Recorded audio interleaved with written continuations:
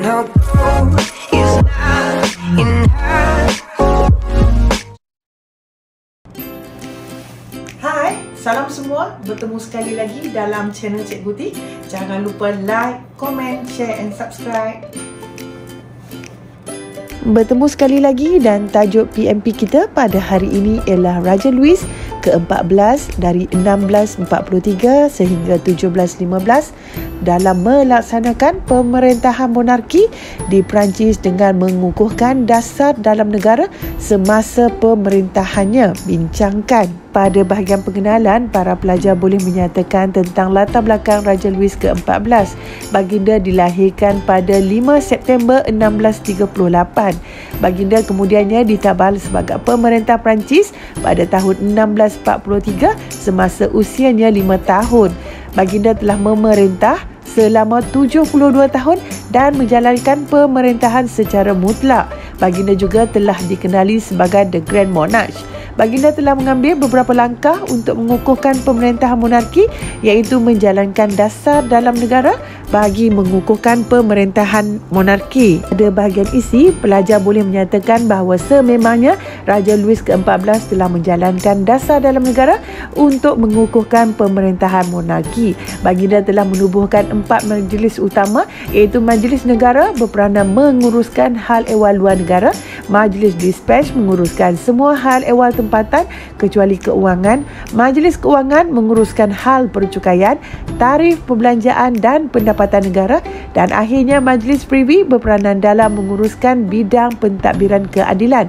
Di samping itu, Baginda juga mengukuhkan pengurusan pentadbiran dengan melantik menteri-menteri yang berkebolehan seperti Colbert sebagai Menteri Keuangan, Louvois sebagai Menteri Penerangan dan Woburn sebagai Menteri Ketenteraan. Selain itu, Baginda juga menggunakan khidmat pegawai yang berkebolehan bagi mengukuhkan kuasa di provinsi bagi melaksanakan dasar-dasar diraja di pelbagai provinsi. Pada perenggan seterusnya, para pelajar boleh menyatakan selain dari menjalankan dasar dalam negara bagi mengukuhkan pemerintahan monarki, Baginda juga telah menjalankan dasar ketenteraan. Raja Louis ke-14 juga mengukuhkan kuasa monarki dengan menjalankan dasar ketenteraan, antara lainnya Baginda melakukan pembaharuan dan mengawal bidang ketenteraan seperti langkah menghapus dominasi golongan bangsawan dalam bidang ketenteraan, meletakkan tentera dalam kawalan Baginda dan melantik pegawai-pegawai tentera berasaskan merit. Untuk menarik kesetiaan golongan tentera, Baginda telah menambah baik ketenteraan dengan merekrut anggota tentera dan menyediakan kemudahan seperti perumahan dan bekalan makanan. Kesannya, tentera Perancis muncul sebagai pasukan tentera yang terkuat di Eropah. Seterusnya, melalui dasar agama yang diamalkan oleh Raja Louis ke-14 untuk mengukuhkan kekuasaan monarki adalah dengan memaksa golongan Huguenot menerima agama Katolik. Baginda telah bertindak membatalkan Edict of Nantes yang memberi kebebasan beragama kepada golongan Huguenot pada tahun 1685. Hal ini telah menyebabkan seramai 200,000 orang Huguenot telah meninggalkan Perancis.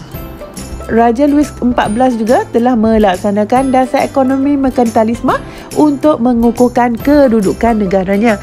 Baginda memperkenalkan dan memulakan industri baru, memansuhkan tarif tempatan, mengawal harga barang serta berusaha membina gudang senjata di Tulan.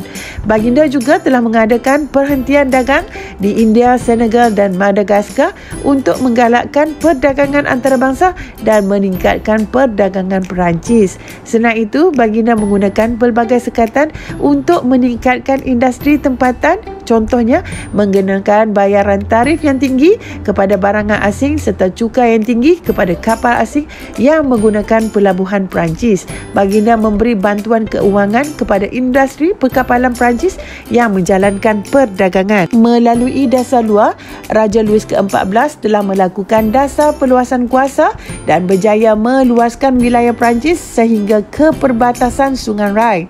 Baginda menguasai wilayah-wilayah yang diperintah oleh putera-putera Jerman, Belgium dan juga Belanda. Baiklah para pelajar, itulah antara isi atau fakta yang dapat Cikgu T kongsikan bersama. Diharapkan ianya memberi manfaat kepada semua. Berjumpa lagi dalam video-video yang selanjutnya. Untuk mendapatkan info-info dan video-video yang selanjutnya, jangan lupa klik video yang selanjutnya.